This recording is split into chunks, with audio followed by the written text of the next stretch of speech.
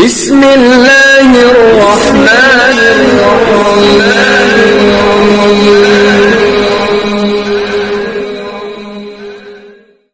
জ্ঞান গর্ব আলোচনার জন্য সুনীল বন্ধুর অনুরোধ জানাচ্ছি। সেই সাথে আপনারা জানেন এই মাহফিলে ডেকে কালেকশন করা হয় না, আদায় করা হয় না, এই বিষয়টা আপনি খেয়াল রাখবেন। পাশে কাউন্টার আছে। অবশ্যই মসজিদের সৌন্দর্য বৃদ্ধিতে, মসজিদ পরিচালনার সুবিধার্থে আপনি সকলেই আন্তরিক সহযোগিতা করবেন। সকলকে ধন্যবাদ জানিয়ে শাইখ তার জ্ঞান গর্ব আলোচনার জন্য সুনীল বন্ধুর অনুরোধ জানাচ্ছি।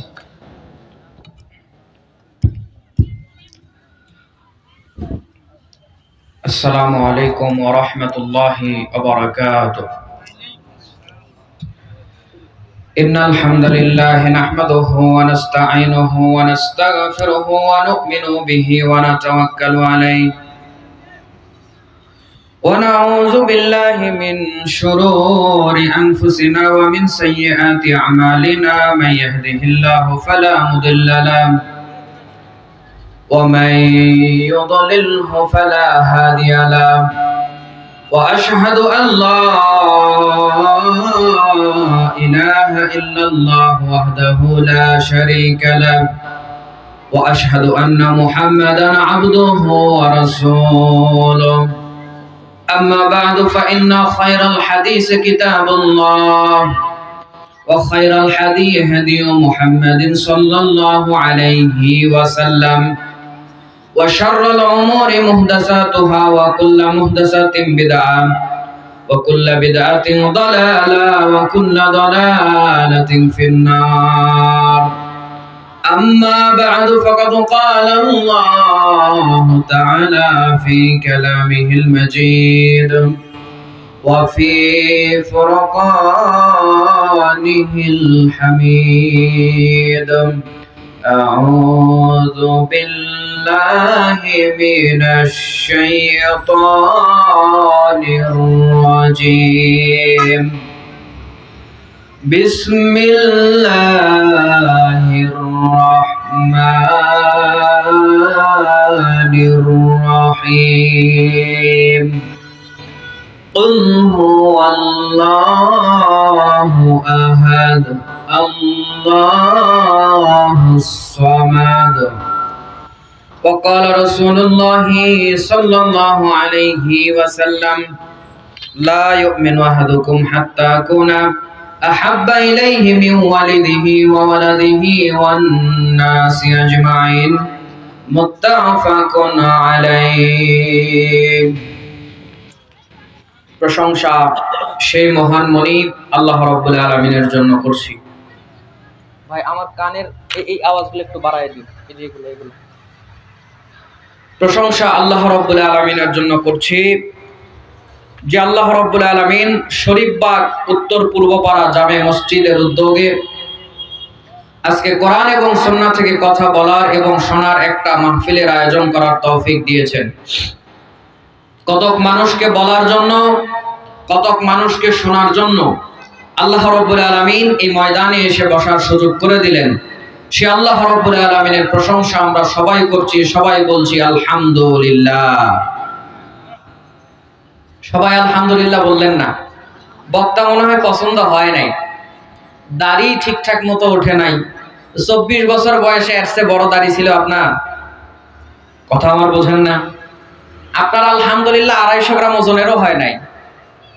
আজকের এই মাহফিলটা যে হয়েছে, কোরআন সুন্নাহ থেকে কথা বলার আয়োজন যে হয়েছে, আপনারা কি এতে খুশি? আল্লাহ রাব্বুল আলামিনের শুকরিয়া বান্দা আদায় করবে, তাতে কোনো কৃপণতা রাখা চলবে? আল্লাহ আপনাকে নিয়ামত দিতে কৃপণতা করেছে? আল্লাহ রাব্বুল আলামিন আপনাকে শত কোটি টাকার সম্পদ শরীরের মধ্যে দিয়েছেন। শুধু তাই নয়, আল্লাহ রাব্বুল আলামিন আপনাকে আমাকে রিজিক দিচ্ছেন। আল্লাহ রাব্বুল আলামিন আপনার আমার জন্য পানি ব্যবস্থা করে দিয়েছেন। আপনার আমার জন্য আল্লাহ রাব্বুল আলামিন আসমানে সূর্যকে তুলে দিয়েছেন, যেটা 12 ঘন্টা 11 ঘন্টা আমাদেরকে সূর্যের আলো দেয়। আপনার বাড়িতে একটু কারেন্ট ক্ষয় হয়, কারেন্ট পড়ে, এই কারেন্ট পড়ার কারণে আপনাকে মাস শেষ হলে কারেন্টের বিল হাতের মধ্যে তুলে দেয় সরকার, 1200 টাকা বিল এসেছে দিয়ে দাও। ঘটনা বলেন, কথা ঠিক? বলেন ঘটনা কি ঠিক? আল্লাহ 12 ঘন্টা সূর্য জ্বালিয়ে রেখেছে। এই সূর্যের আলো আপনাকে বছরের পর বছর তাপ দেয়। একদিন আল্লাহ রাব্বুল আলামিন বলল না এই সূর্যের আলো যে সূর্য যে আলো দিচ্ছে এর কিছু বিল আছে, খরচ আছে, এটা আমাকে দাও। কোনদিন এইটা বলে নাই। যে আল্লাহ রাব্বুল আলামিন রাতের বেলা সূর্যকে ডুবিয়ে দিয়ে চাঁদকে তুলে দিলেন, চাঁদকে তুলে দেওয়ার মাধ্যমে আল্লাহ রাব্বুল আলামিন সূর্যের ওই প্রখর আলোকে নিভিয়ে চাঁদের টিমটিম আলোতে রাত্রে চলার ব্যবস্থা করে দিলেন, রাতকে সৌন্দর্যমণ্ডিত করলেন। নতুন যারা বিবাহ শাদী করেছে তাদের জন্য রোমান্টিক করে তুললেন, কারণ স্বামী স্ত্রী একজন আরেকজনকে বলে তোমাকে দেখতে চাঁদের মতো সুন্দর লাগছে। জোরে বলেন, বলে কি বলে না?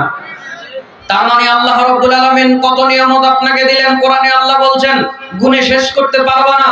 আসলেও তো তাই, কত নিয়ামত আল্লাহ আমাদেরকে দিল। আম গাছে আম ধরিয়ে দিল, বান্দা খা। কোনদিন আম গাছ একটা আম খায় না। অপারেটর ভাই আছে, এই মাইকের এই শব্দগুলো কানে লাগে, এগুলো একটু কমায় দাও।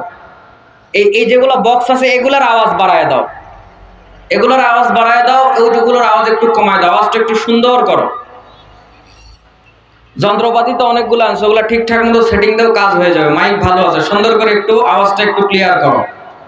তো আল্লাহ রাব্বুল আলামিন আম গাছ আপনাকে দিয়েছে, গাছে আম ধরে। কোনদিন আম গাছে একটা আম খায় না। আল্লাহ রাব্বুল আলামিন জাম গাছে জাম ধরিয়ে দিয়েছে, একদিনও জাম গাছ একটা জাম খায় না, সব মানুষ খায়। শুধু তাই নয়, আল্লাহ রাব্বুল আলামিন পুকুর ভর্তি সমুদ্র ভর্তি মাছ দিলেন, খা বান্দা খেয়ে নে। কোনদিন পুকুর সমুদ্র একটা মাছ খায় না, সব দুনিয়ার বান্দারা খেয়ে শেষ করে দেয়। শুধু তাই নয়, আল্লাহ গরু দিলেন, ছাগল দিলেন, উট দিলেন, মহিষ দিলেন, খাও, এগুলো থেকে দুধ পান করো। বান্দা এমন খাওয়া খায়, গরুর বাছুরেও ঠিক মতো দুধ খাইতে দেয় না। যার বাস্তব প্রমাণ বাছুরের দিকে তাকাইলে বোঝা যায়, আধা কেজি ওরে খাইতে যদি দিত, বাছুরের চেহারা ওই হইতো না, সব সে দহন করে খেয়ে নেয়। আল্লাহ বলছে খা, সমস্যা নেই। আবার জবাই করে গরুটারেও খা, ছাগলটারেও খা, মহিষটারেও খা, হরিণটারেও খা, তাতে কোনো সমস্যা নাই। সব কিছু তোকে দিয়েছি, ইবাদত আমার করবে, শুকরিয়া আমার করবে। এইটা যদি করিস, যা খেয়েছিস, যা করেছিস, কোনো অসুবিধা নাই। আল্লাহ কোরআনে বলছেন হুয়াল্লাযী খালাকালাকুম মা ফিল আরদি জামিয়া। আল্লাহ বলছে শোন বান্দা, দুনিয়ার মধ্যে যা দেখতে পাস এই সব কিছু আমি তোর জন্য সৃষ্টি করেছি। তুই এগুলো খা, নিয়ামত ভোগ কর, পাশাপাশি আমার শুকরিয়া আদায় করবি।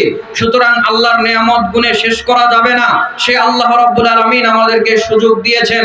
আল্লাহর প্রশংসা আমরা সবাই করছি, বলেন আলহামদুলিল্লাহ। বান্দা যদি আল্লাহর প্রশংসা করে লাভ হয় কার? আল্লাহর না বান্দার? আমি কোনোদিন আপনাদের এই ধামরা এলাকাতে আসি নাই, যদিও আমি ছোট মানুষ, অনেকদিন ধরে আলোচনার ময়দানে আছি, তবে আপনাদের এই ধামরায় আমি কোনো দিনই আসি নাই, এই প্রথম। আমি একটু আপনাদের সঙ্গে পরিচিত হচ্ছি। আপনারা কেমন বুঝি আলোচনা শোনেন, আমি বুঝি কেমন আলোচনা করি, একটু আমার সঙ্গে কথার যদি জবাব দেন তাহলে বুঝতে পারবো যে আমার আলোচনা বুঝতে পারছেন। আল্লাহর প্রশংসা যদি বান্দা করে লাভ হয় কার? আল্লাহর না বান্দার? বান্দার। এর পক্ষে দলিল রয়েছে, আপনি খোলেন নাসাই সহিহ বুখারী, এটা ইসলামিক ফাউন্ডেশনের ছাপ, দ্বিতীয় খণ্ড 129 নম্বর পৃষ্ঠার 763 নম্বর হাদিস, ইসলামিক ফাউন্ডেশনের ছাপ। আল্লাহর নবী সাল্লাল্লাহু আলাইহি ওয়াসাল্লাম একদিন রুকু থেকে উঠে শুধু বলেছেন রব্বানা লাকাল হামদ। পিছন থেকে এক সাহাবী বাড়িয়ে বলেছে হামদান কাসীরান তাইয়িবান মুবারাকান ফি। আল্লাহর নবী সালাত শেষ করলেন, জিজ্ঞেস করলেন এই বাড়তি কথাগুলো কে বলেছো? একজন বলছে আল্লাহর নবী আমি বলেছি। আল্লাহর নবী বলল শোনো সাহাবী, তুমি যখন এই বাক্যগুলো বলছিলে 30 জনেরও বেশি ফেরেশতার নেকি লেখার জন্য পাল্লা দিচ্ছিল। সাহাবী প্রশংসা করছিল, আল্লাহর লাভ হচ্ছিল কার? আল্লাহর না বান্দার? ইবনু মাজাতে একটি হাদিস রয়েছে, যেটা ইবনু মাজার 280 নম্বর হাদিসে হাদিসটি উল্লেখিত হয়েছে, তাওহীদ প্রকাশনীর ছাপ। আল্লাহর নবী বলছেন কোন বান্দা যদি আল্লাহকে শুকরিয়া সন্তুষ্ট করার জন্য একবার বলে সুবহানাল্লাহ, একবার বলে আল্লাহু আকবার, আল্লাহ খুশি হয়ে বান্দার আমলনামার মধ্যে আসমান আর জমিন ভরপুর করে নেকি দিয়ে দেয়। আর কেউ যদি বলে আলহামদুলিল্লাহ, আল্লাহর নবী বলছেন তামলাউল মিজান, এটা মিজানের পাল্লাকে ভারী করে দেয়। এখন আসেন, আপনি বলবেন আল্লাহর প্রশংসা আমি করব না, তাতে কি হবে? ফজিলত আমার না হোক। এক নাম্বার কথা হলো, আপনি যদি আল্লাহর প্রশংসা না করেন, আল্লাহ আপনাকে শয়তান থেকে হেফাজত করবে না। আল্লাহর প্রশংসা করলে, আল্লাহর নাম নিলে আল্লাহ কি থেকে হেফাজত করে? শয়তান থেকে। আবু দাউদ 4982-তে একটি হাদিস এসেছে, আল্লাহর নবী সাল্লাল্লাহু আলাইহি ওয়াসাল্লাম একদিন এক সাহাবীকে নিয়ে যাচ্ছিলেন জন্তু জানে চড়ে। আল্লাহর নবীর সামনে, সাহাবী পিছনে, জন্তু জানে চড়ে, প্রাণীর পিঠে চড়ে। তো যেতে যেতে প্রাণীটা হোঁচট খেলো।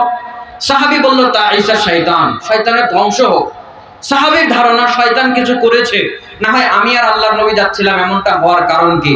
তো আল্লাহর নবী সাল্লাল্লাহু আলাইহি সাল্লাম এই কথা শুনে সাহাবীকে বলছে, সাহাবী লা তাকুল তা ঈসা শয়তান, তুমি বলো না শয়তানের ধ্বংস হোক। তুমি এখানে শয়তানকে যখন গালি দিয়েছো, শয়তানের অহংকার হয়েছে, অহংকারে শয়তান তার বডিকে বৃদ্ধি করেছে, একটা ঘরের আকৃতি সে বডিকে দিয়ে দিয়েছে। আল্লাহর নবী সাল্লাল্লাহু আলাইহি ওয়াসাল্লাম বলছে, সাহাবী তুমি এখানে শয়তানকে গালি দিও না, তুমি এখানে আল্লাহর নাম নাও। যদি তুমি এখানে আল্লাহর নাম নিতে, ফা ইন্নাকা ইযা কুলতা যালিকা তাসাগারা হাত্তা ইয়াকুনা মিসলা যুবাব, তুমি যদি এখানে আল্লাহর নাম নিতে, তাহলে লজ্জায় অপমানের শয়তান একটা মাছির আকৃতি ধারণ করত। জোরে বলেন আলহামদুলিল্লাহ। তাহলে আল্লাহর শুকরিয়া আদায় করলে শয়তান থেকে আল্লাহ হেফাজত করেন। আপনি বলছেন আল্লাহর শুকরিয়া আদায় করব না, কি হয় হোক। আল্লাহ রাব্বুল আলামিন বলছে, শোনো, সূরা ইব্রাহিম 14 নম্বর সূরার 7 নম্বর আয়াতে আল্লাহ বলছেন, লা ইন শাকারতুম লা আযীদান্নাকুম ওয়া লা ইন কাফারতুম ইন্না আযাবি লাশাদীদ। আল্লাহ বলছে, শোনো, তোমরা যদি আমার শুকরিয়া আদায় করো, আমি আল্লাহ রাব্বুল আলামিন বাড়িয়ে দেব। আর যদি তোমরা আমার শুকরিয়া আদায় করতে না পারো, তো জেনে রাখো আল্লাহ রাব্বুল আলামিন শাস্তি দানে কঠোর। তাহলে আল্লাহর শুকরিয়া আদায় না করলে আল্লাহ শাস্তি, জোরে বলেন, শাস্তি দেবেন। কি শাস্তি দিবেন তাও আল্লাহ কোরআনে তুলে ধরেছেন। কোরআন আল কারীম সূরা নাহাল 16 নম্বর সূরা 14 নম্বর পারা আয়াত নাম্বার 112 এর মধ্যে আল্লাহ রাব্বুল আলামিন তুলে ধরে বলছেন, আল্লাহ এক জাতি, এক কওমকে ফল ফসলের বরকত দিয়েছিলেন, রিজিক দ্বারা ভরপুর করে দিয়েছিলেন, ওরা আল্লাহর শুকরিয়া আদায় করতে পারে নাই। তো আল্লাহ রাব্বুল আলামিন বলছে, শোনো, ওদেরকে আমি আল্লাহ কি শাস্তি দিয়েছিলাম, লিবাসাল জুই ওয়াল খাউফি বিমা কানু ইয়াসনাউন। আল্লাহ বলছে, আমি তাদেরকে ভয় এবং ক্ষুধা দ্বারা আক্রান্ত করেছিলাম। জোরে বলেন নাউযুবিল্লাহ। তাহলে আল্লাহ রাব্বুল আলামিনের শুকরিয়া আদায় না করলে আল্লাহ রিজিকের অভাব দিবে, ক্ষুধার মধ্যে আল্লাহ ফেলবে, এবং আল্লাহ রাব্বুল আলামিন বিভিন্ন ভয়ের মধ্যে ফেলবে। বলেন নাউযুবিল্লাহ। তাহলে আল্লাহর শুকরিয়া আদায় করার দরকার আছে। জবান খুলে বলেন আলহামদুলিল্লাহ। আপনাদের কি কোনো খুব কষ্ট হয়ে যাচ্ছে? এ ভাই, আমি একটু ওয়াজটা সেটিং ফিটিং করে নিতে দেন, আস্তে আস্তে বলি, ধীরে ধীরে শোনেন। আমিও সুর দিয়ে ওয়াজ করব, একটু দাঁড়ান, আমাকে আলোচনাটা একটু সামনে নিয়ে যেতে দেন। প্রথমে আল্লাহর প্রশংসা করে নিলাম, পাশাপাশি আল্লাহর নবীর উপরে দরুদ পড়ে নিচ্ছি। পড়ে নেওয়াই দরকার, কারণ আল্লাহর নবী সাল্লাল্লাহু আলাইহি ওয়াসাল্লামের উপরে এই বৈঠকগুলো কায়েম করে দরুদ পড়ার ব্যাপারে আদেশ করেছেন। এই হাদিসটা আপনি পেয়ে যাবেন 3380 নম্বর হাদিস, তিরমিজি। আল্লাহর নবী সাল্লাল্লাহু আলাইহি ওয়াসাল্লাম বলছেন, মা জালাসা কওমুন মাজলিসান লাম ইয়াযকুরুল্লাহা ফীহি ওয়া লাম ইউসাল্লু আলা নাবিয়্যিহিম ইল্লা কানা আলাইহিম তিরাতান ফা ইন শাআ আযাবাহুম ওয়া ইন শাআ গফারা লাহুম। আল্লাহর নবী বলছে, শোনো, তোমরা এরকম একটা বৈঠক কায়েম করলে, এই বৈঠক কায়েম করার পর আল্লাহর প্রতি কোনো প্রশংসা করো নাই, নবীর প্রতি কোনো দরুদ পড়ো নাই, এটা তোমাদের সকলের জন্য ক্ষতির কারণ হবে। আল্লাহ চাইলে তোমাদের ক্ষমাও করতে পারে, আল্লাহ চাইলে তোমাদের শাস্তিও দিতে পারে। তাহলে পাশাপাশি আমরা আল্লাহর নবীর উপরে দরুদ পড়ে নিচ্ছি। সবাই বলছি সাল্লাল্লাহু আলাইহি ওয়াসাল্লাম। ঠান্ডায় কি জমে গেছেন নাকি? গেছেন জমে? এটা যদি ভোটের মিছিল হতো, এই কয় মানুষ যদি নেতার নামে স্লোগান দিত, আওয়াজ কি এই থাকতো? ইমানদারির সাথে বলেন, আওয়াজ কি এই থাকতো? খালি আমার ভাই, তোমার ভাই, বল্টু ভাই, বল্টু ভাই, এক বল্টু, বাবার ভাই, মায়ের ভাই, খালার ভাই, খালুর ভাই, আপন ছেলেও ভাই ভাই বলে লাভ দেয়, ওইখানে আওয়াজ কি এই থাকতো? তার মানে বল্টু ভাইয়ের চেয়ে আল্লাহর নবীকে বেশি ভালোবাসেন না? আল্লাহর নবীকে ওই বল্টু ভাইয়ের চাইতে যদি আপনি বেশি ভালোবাসতে না পারেন, আপনি ঈমানের দাবিতে সত্যবাদী নন, আপনার ঈমান পরিপূর্ণ নাই। আল্লাহর নবী বলেছেন, লা ইউমিনু আহাদুকুম হাত্তা আকুনা আহাব্বা ইলাইহি মিন ওয়ালিদিহি ওয়া ওয়ালাদিহি ওয়ান নাসি আজমাইন। তোমরা ততক্ষণ পর্যন্ত পরিপূর্ণ ঈমানদার হতে পারবে না যতক্ষণ পর্যন্ত তোমাদের নেতার চাইতে, তোমাদের মায়ের চাইতে, তোমাদের বাবার চাইতে আল্লাহর নবীকে বেশি ভালোবাসতে না পারবে। সুতরাং নেতার নামে যত জোরে স্লোগান দেন, নেতার নামে যত জোরে আপনি তার নামের আপনি স্লোগান দেন, মিছিল করেন, আল্লাহর নবীকে তার চেয়ে বেশি ভালোবাসার দরকার আছে না নাই? আল্লাহর নবীর উপরে দরুদ পড়লে লাভ নাই। বাঙালি এমন এক জাতীয় লাভ ছাড়া কোনো কাজ করতে চায় না। লাভ যেখানে বাঙালি সেখানে, লাভ যেখানে নাই বাঙালি এর আশেপাশেও নাই। এই জন্য সে প্রবাদ বাক্য বানিয়েছে যে লাভে ওই লোহাও বহব কিন্তু ফ্রিতে তুলাও বহন করব না। তো আল্লাহর নবীর উপরে দরুদ পড়লে লাভ নাই। কি লাভ আছে? দুই একটা হাদিস বলি, পড়েন আপনি, খোলেন নাসাই 2 নম্বর খণ্ড 1299 নম্বর হাদিস, নাসাই। এই হাদিসটা আপনি খুলেন মিশকাতুল মাসাবি 2 নম্বর খণ্ডের 921 নম্বর হাদিস। আল্লাহর নবী সাল্লাল্লাহু আলাইহি ওয়াসাল্লাম বলছেন, মান সাল্লা আলাইয়া ওয়াহিদাতান সাল্লাল্লাহু আলাইহি আশরা, যে ব্যক্তি আমার উপরে একবার দরুদ পড়বে আল্লাহ তার উপরে 10 বার রহমত বর্ষণ করবে। এই হাদিসের ফজিলত পরের হাদিসে আরো বেশি আছে। নাসাই 1300 নম্বর হাদিস, এই হাদিস মিশকাতুল মাসাবি 2 নম্বর খণ্ডের 922 নম্বর হাদিস। আল্লাহর নবী বলছেন যে আমার উপরে একবার দরুদ পড়ে আল্লাহ তার উপরে 10 বার রহমত বর্ষণ করেন, আল্লাহ তার 10টি গুনাহ ক্ষমা করে দেন, আল্লাহ তার 10টা মর্যাদাকে বাড়িয়ে দেন। আর আজকে জুমাবার, বৃহস্পতিবার রাত না, আজকে জুমাবার পড়ে গেছে আর কিন্তু বৃহস্পতিবার নাই। আরবির হিসাব অনুযায়ী আগে রাত আসে, পরে দিন আসে। তো তাহলে যেহেতু মাগরিব হয়ে গেছে, দিন চেঞ্জ হয়ে গেছে, রাত পড়ে গেছে, এটা কিন্তু জুমার রাত হয়ে গেছে, জুমার রাত হয়ে গেছে। কথা বুঝতে পারছেন? তো জুমাবারে আল্লাহর নবীর উপরে বেশি দরুদ পড়ার হাদিস আছে। 1531 নম্বর হাদিস, আবু দাউদ। আল্লাহর নবী সাল্লাল্লাহু আলাইহি সাল্লামের সাহাবী ইবনে আউস রাদিয়াল্লাহু তাআলা আনহু তিনি বলছেন যে ইন্না মিন আফদালি আইয়ামিকুম ইয়াউমুল জুমআহ, তোমাদের দিনগুলোর মধ্যে, তোমাদের বারগুলোর মধ্যে শ্রেষ্ঠ বার, শ্রেষ্ঠ দিন হচ্ছে জুমার দিন। ফাআকসিরু আলাইয়া মিনাস সালাতি ফিহি, তোমরা এই দিন বেশি বেশি আমার উপরে একটু দরুদ পড়বে। কেন? তোমাদের এই দরুদগুলো, ফা ইন্না সালাতাকুম মা'রুদাতুন আলাইয়া, তোমাদের এই সালাতগুলো, দরুদগুলো আমার কাছে পৌঁছিয়ে দেওয়া হয়। জোরে বলুন সুবহানাল্লাহ। তো আল্লাহর নবীকে প্রশ্ন করা হলো, আল্লাহর নবীর দরুদ আপনার কাছে কিভাবে পৌঁছানো হয়?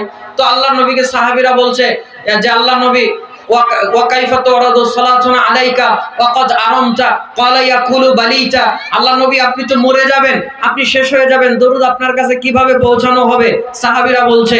তো আমার ভাইরা, আল্লাহর নবী বলছে ইন্নাল্লাহা হাররামা আলাল আরদি আজসাদাল আম্বিয়া, আল্লাহ রাব্বুল আলামিন নবীদের বডিকে, মাটিকে খাওয়া হারাম করে দিয়েছে। জোরে বলুন সুবহানাল্লাহ। তার মানে আপনার আমার বডি কবর দিলে নষ্ট হয়ে যায়, নবীদের বডি কবর দিলে নষ্ট হয় না। তাহলে দরুদ আল্লাহর নবীর কাছে কি করা হয়? জোরে বলেন, কি করা হয়? বিশ্বাস করেন বাংলাদেশের একদল লোক করে না, ওই জন্য ওরা নবীকে মদিনা থেকে এখানে তুলে আনে। চিনেন না ওদেরকে? কি সুন্দর করে বলবে, তুমি যে নূরের নবী, নিখিলের ধ্যানের ছবি, তুমি না এলে দুনিয়ায় আধারে ডুবিত সবই। বলিয়া নবী সালাম আলাইহি বলে টান দেয়। জোরে বলুন আছে না নাই? ওরা বিশ্বাস করে যে নবী এখানে উঠে এসছে, প্রস্রাব করে পানি নেয় না, মুখে দাড়ি নাই, বেনামাজি, প্লান বিড়ি গুটকা খাইতে খাইতে দাঁতগুলো তরমুজের বিচির মতো করছে, ও এখানে সালাম দিচ্ছে আর নবী ওর সালাম নেওয়ার জন্য মদিনা থেকে উঠে আসছে। আল্লাহর নবীর সালামের এতই অভাব পড়ছে। ওরা বিশ্বাস করে যে নবীকে তুলে আনে, কিন্তু আসলেও দরুদ আল্লাহর নবীর কাছে কি করা হয়? পৌঁছানো হয়। কারা পৌঁছায়? ফেরেশতারা। 914 নম্বর হাদিস ইবনে হিব্বান, 1282 নম্বর হাদিস নাসাই। আল্লাহর নবী বলছেন একদল ফেরেশতারা জমিনে ঘোরে, এদের কাজই হলো ইউবাল্লিগুনি মিন উম্মতি সালাম, এরা আমার উম্মতের সালাম এনে আমার কাছে পৌঁছায় দেয়। সুবহানাল্লাহ। আল্লাহর নবীর উপরে দরুদ পড়ছি, সবাই বলছি সাল্লাল্লাহু আলাইহি ওয়াসাল্লাম। আমার ভাইরা, আমি একটা বিশেষ টপিকের উপর আলোচনা করব, বেশি সময় আর নাই, এই 30-40 মিনিট সময় আছে। আপনারা কি এটুকু সময় দেবেন নাকি আরেকজন বক্তা, প্রধান মেহমান উনি আছে ঘরে, ওনাকে ডাক দেই? 30-40 মিনিট বললে শুনবেন? আমি অচেনা মানুষ ভাই, জয়পুরহাট থেকে আপনাদের ধামরায় প্রথম এসেছি, যদি বলেন শুনবেন তাহলে একটু শোনাই, শুনবেন? আজকে আলোচনার টপিক হচ্ছে ফিতনায় আক্রান্ত মুসলিম উম্মাহ এবং এ থেকে পরিত্রাণের উপায়। কালকে যদি বলে জয়পুরহাটের ওই পিচ্চি বক্তা কি ওয়াজ করে গেছে, বলবেন টপিক কি বলেছিলাম, খেয়াল রাখবেন, ফিতনায় আক্রান্ত মুসলিম উম্মাহ এবং এ থেকে পরিত্রাণের উপায়। মনে থাকবে? এই টপিকের উপরে আমি আমার আলোচনাকে সাজিয়েছি। এর উপরে আপনাদেরকে কিছু কথা বলে বিদায় নেব ইনশাআল্লাহ। তার পূর্বে আপনার সঙ্গে আরেকটি কথা, আমি কি কোরআন হাদিস থেকে কথা বলবো নাকি বিশাল লম্বা দুই একটা ঘটনা কাহিনী বলে এখান থেকে 40 মিনিট এক কাহিনী দিয়ে পার দেওয়া কোনো ব্যাপারই না। কি বলেন, একটা কাহিনী বলে পার দিয়ে চলে যাই, ওইটা করি? তা হবে না। কোরআন হাদিস শুনবেন। বাংলাদেশের হুজুররা আছে ভাই, বহু ঘাগু হুজুর আছে, এক ঘটনা ধরে 2 ঘন্টা পার ফেলে এবার 80,000। জোরে বলুন ঠিক কিনা? তাও আবার জাল হাদিস কয়। কোরআন সুন্নাহ থেকে কথা বলতে এসে জাল হাদিস বলে যায়। যেরকম একটা জাল হাদিস আছে, কোরআন হাদিস থেকে তো বলেই না, দলিল প্রমাণ থেকে তো বলেই না, জাল হাদিস বলে যায়। বলছে মায়ের দিকে তাকালে কবুল হজের নেকি হয়। আর একজন ছেলে আছে জীবনে মাওরে খাওয়ায় না, পড়ায় না, খালি মায়ের দিকে যায় আর তাকায়, মায়ের দিকে যায় আর তাকায়। কারণ হুজুর বলছে তাকালেই একটা কবুল হজ, সৌদি আরব যাওয়ার কি দরকার? জোরে বলেন, এই হাদিস শোনেন নাই? জাল হাদিস। কি হাদিস? জাল হাদিস। হাদিস জাল হুজুর বলে, আবার গানও বানাইছে। তোরা দেখবি যারা খোদার ঘর, আপন মায়ের দিকে নজর কর। তোরা দেখবি যারা খোদার ঘর, আপন মায়ের দিকে নজর কর। মায়ের দিকে চাইলে ছেলের, মায়ের দিকে চাইলে ছেলের হবে একটা হজ আকবর। আপন মায়ের দিকে নজর কর। সুবহানাল্লাহ না নাউজুবিল্লাহ? মায়ের দিকে তাকালে কবুল হজের নেকি হয়। জাল হাদিস বলে, হাদিসের তাহকিক করার সময় নাই। হুজুর গানও বানিয়ে দিয়েছে, কথা বলুন ঠিক কিনা? আমি হুজুরের গান পাল্টাই দিছি। আমি কি বানাইছি জানেন? তোরা চাস যারা বেহেশতে ঘর, আপন মায়ের সেবা তোরা কর। তোরা চাস যারা বেহেশতে ঘর, আপন মায়ের সেবা তোরা কর। আপন মা না শাশুড়ি আম্মা? কোন মা? আপন মা না শাশুড়ি আম্মা? কতকগুলো আছে মারে মা বলে ডাকে না, শাশুড়ি আম্মারে আম্মা আম্মা আম্মা জিকির ধরে। জোরে বলেন আছে না নাই? শাশুড়ি আম্মা কয় এ কি জামাই রে, এ কি জামাই না মৌমাছি, মুখ দিয়ে খালি মধু ঝরে। জোরে বলেন ঠিক কিনা? তা আপন মা না শাশুড়ি মা? শাশুড়ি মা। এই জন্য আমি বলছি, তোরা চাস যারা জান্নাতে ঘর, আপন মায়ের সেবা তোরা কর। তোরা চাস যারা বেহেশতে ঘর, আপন মায়ের সেবা তোরা কর। মায়ের রাজি থাকিলে আল্লাহ রাসূলে বলে হায়াত রিজিক বৃদ্ধি পাবে, দলিল হাদিসে। মায়ের রাজি থাকিলে আল্লাহ রাসূলে বলে হায়াত রিজিক বৃদ্ধি পাবে, দলিল হাদিসে। আরে ওই মায়ের চরণ তলে, ওই মায়ের কদম তলে, ওই মায়ের পদ তলে আছে ছেলের বেহেশত ঘর। আপন মায়ের সেবা তোরা কর। তোরা চাস যারা জান্নাতে ঘর, আপন মায়ের সেবা তোরা কর। কথা বলেন ঠিক কিনা? তো যাই হোক, জাল হাদিস আমরা বলবো না, কোরআন হাদিস থেকে কথা বলবো, কোরআন হাদিস থেকে কথা শুনবো। কোরআন হাদিস থেকে যারা কথা বলে তারা সত্য বলে, কোরআন হাদিস থেকে যারা আমল করে তারা নেক আমল করে। যারা কোরআন হাদিস থেকে কথা বলে না এরা সত্য কথা বলে না। যারা কোরআন হাদিস থেকে আমল করে না এরা আল্লাহর ইবাদত করে না। যেই ব্যক্তির কথা মতো ইবাদত করছে তার ইবাদত করে। জোরে বলুন ঠিক কিনা? বলবেন এই কথার পিছনে দলিল কি? দলিল আছে কোরআনুল কারীম সূরা তাওবা 9 নম্বর সূরা আয়াত নম্বর 31। আল্লাহ রাব্বুল আলামিন বলছেন ইত্তাখাযু আহবারাহুম ওয়া রুহবানাহুম আরবাবাম মিন দুনিল্লাহ। আল্লাহ বলছে শোনো, তোমাদের মধ্যে এরকম কত মানুষ আছে আল্লাহর যেভাবে ইবাদত করার কথা, আল্লাহ রাব্বুল আলামিনকে যেভাবে মানার কথা, দুনিয়ার কত মানুষকে আল্লাহকে যেভাবে মানার কথা মানুষকে ওই আসনে বসিয়ে দিয়েছে। আল্লাহ রাব্বুল আলামিন এই কথা বললেন এই আয়াতের তাফসীর বোঝার জন্য। ইমামে তিরমিজির একটি কিতাব রয়েছে সুনানুত তিরমিজি, সেখানে 3095 একটি হাদিস রয়েছে। চলেন আপনাকে আমি দিচ্ছি। কারণ যেই আমল দলিল প্রমাণ মোতাবেক হয় না ওইটা আল্লাহর ইবাদত হয় না, ওই ব্যক্তির ইবাদত হয় যার কাছ থেকে শুনছেন, ওই ব্যক্তির ইবাদত হয়। আমার কথা কি বুঝতে পারছেন ভাই? আমি সহজ করে বলছি, আমার কথা কি বুঝতে পারছেন? কোরআন হাদিস মতো ইবাদত না করলে ওই ব্যক্তির ইবাদত করা হয়। দলিল বলছিলাম, আল্লাহ কোরআনে যখন এই আয়াতটা বললেন, আল্লাহর নবী সাহাবীর সামনে আয়াতের ব্যাখ্যা করছেন। আল্লাহর নবীর একজন সাহাবী নাম হচ্ছে আদি ইবনে হাতেম, নতুন নতুন মুসলমান হয়ে আল্লাহর নবীর সামনে এসেছে। আল্লাহর নবীর সামনে যখন এসেছে, আল্লাহর নবী তাকে দেখে খেয়াল করলেন তার গলার মধ্যে একটা ক্রুশ ঝুলানো আছে। শহরের মানুষ আপনারা খ্রিস্টানদের কবর যদি দেখে থাকেন, অথবা খ্রিস্টান ধর্মাবলম্বী কোন মানুষ যদি আপনি দেখে থাকেন, গলার মধ্যে দেখবেন ইংরেজির টির মতো এরকম একটা চিহ্ন গলার মধ্যে ঝুলানো থাকে। আল্লাহর নবীর সামনে আদি ইবনে হাতেম এরকম একটা ক্রুশ গলার মধ্যে ঝুলিয়ে নিয়ে আসলো। আল্লাহর নবী দেখে বললেন, আদি তুমি তোমার গলা থেকে ওই ক্রুশটা খোলো। আমার ভাইরা, ঢাকার কথা আমি জানি না, এই আপনাদের ধামরাই এলাকার কথা আমি জানি না, তবে আমাদের জয়পুরহাটে আছে অনেক ছেলের বুকে এরকম লকেট ঝুলতে দেখা যায়, পাওয়া যায়। ঢাকার ছেলেদের গলাতে জোরে বলেন আছে। গলার মধ্যে যদি প্রশ্ন করা হয়, যুবক তোমার গলার মধ্যে আর কেন, বলছে আর তে রুজি না, ওকে সারা বুঝি না, ওকে তো আর পুলা গলার মধ্যে ঝুলায় রাখতে পারি না, এই জন্য ওর নামের প্রথম উক্কার ঝুলায় রাখছে। জোরে বলেন আছে না নাই? আল্লাহর নবীর সামনে আদি ইবনে হাতেম আসলো, গলার মধ্যে একটা ক্রুশ ঝুলিয়ে নিয়ে আসলো। আল্লাহর নবী দেখার পর বললেন, আদি এটা গলা থেকে এই মূর্তিটা তুমি খুলে ফেলে দাও। বলার সঙ্গে সঙ্গে কোরআনের আয়াতটা তিনি তেলাওয়াত করলেন।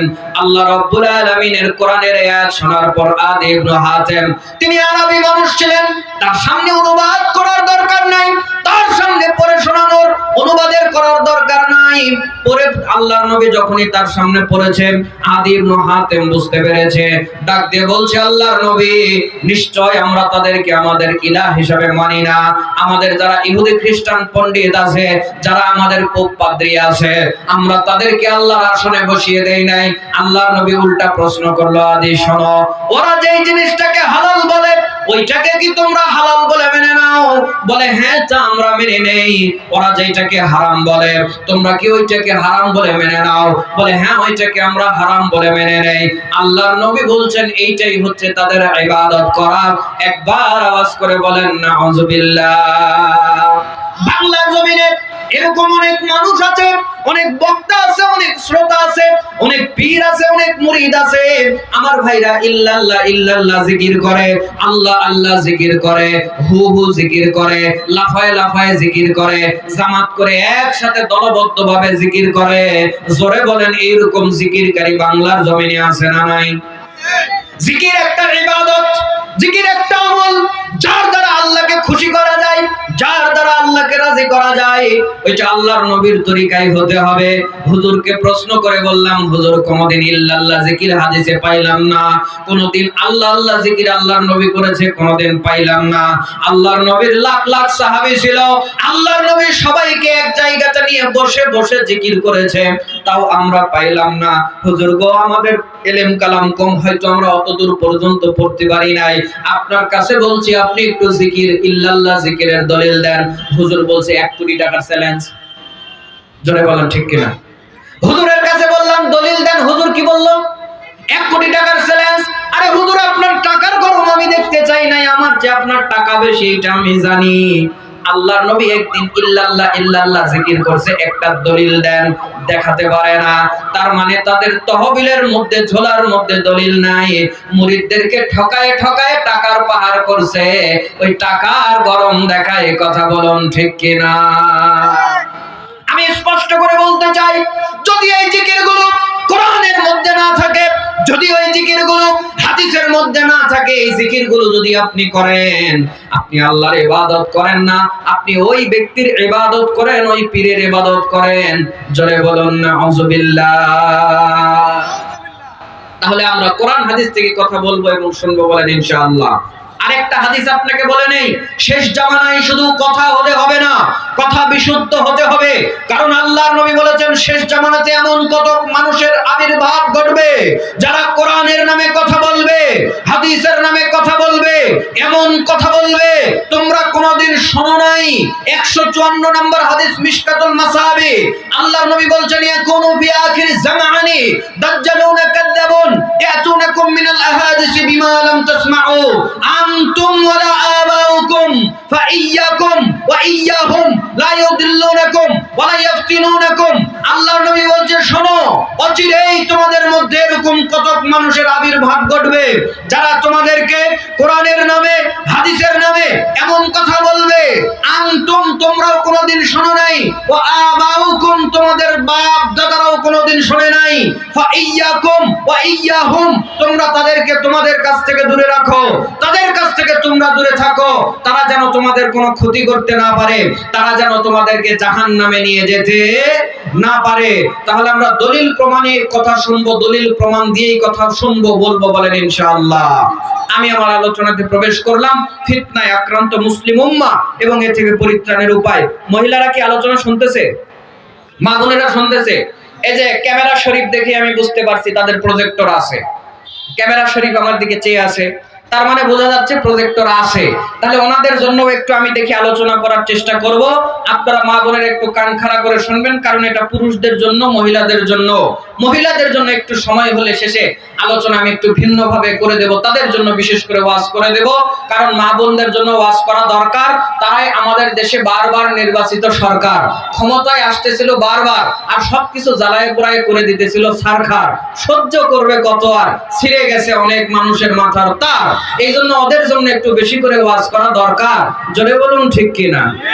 আমি তাদের জন্য ওয়াজ করব, আস্তে আস্তে বলি, ধীরে ধীরে শোনেন। তবে মহিলাদেরকে বোঝানো সহজ নয়, তাদেরকে একটু বোঝানো কঠিন।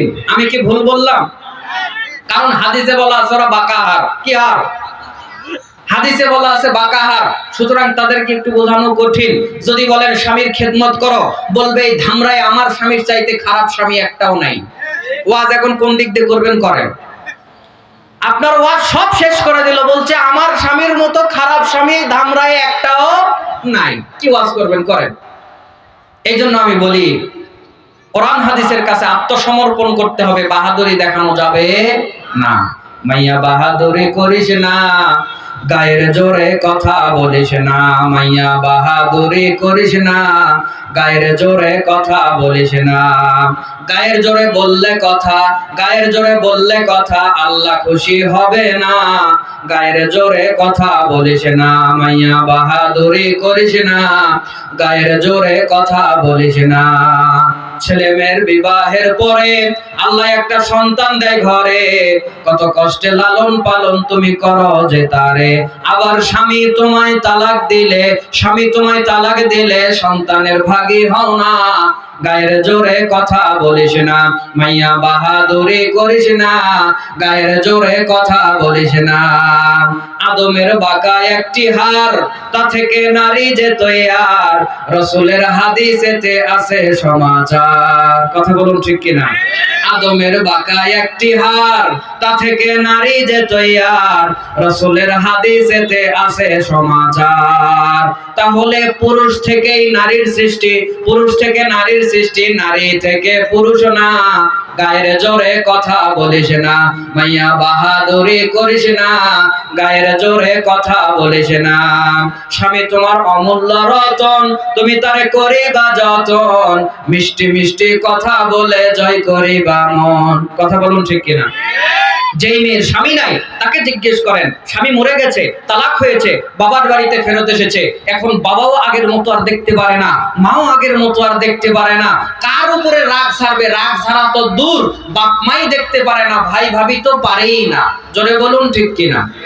এই জন্য আমি বলি, স্বামী তোমার অমূল্য রতন, তুমি তারে করিবা যতন, মিষ্টি মিষ্টি কথা বলে জয় করিবা মন। তাই আব্দুল মুক্তাদের কয় ডাকিয়া, আব্দুল মুক্তাদের কয় ভাবিয়া, স্বামীর খেদমত ভুইল না। গায়ের জোরে কথা বলিস না, মাইয়া বাহাদুরি করিস না, গায়ের জোরে কথা বলিস না। লিল্লাহি তাকবীর, লিল্লাহি তাকবীর। এগুলো আমার বানানো, কোথাও খুঁজে আপনি পাবেন না। সারা দেশ কেন, ইউটিউব কেন, অনলাইন খুঁজলেও পাবেন না, এগুলো আমার বানানো। কথা বুঝতে পেরেছেন? কথাগুলো যেগুলো বলছে ঠিক আছে না ভুল আছে? মা বোনদেরকে বোঝার আল্লাহ তৌফিক দান করুক, বলেন আমিন। আলোচনার মধ্যে প্রবেশ করলাম ফিতনায় আক্রান্ত মুসলিম উম্মাহ, এ থেকে পরিত্রাণের উপায়।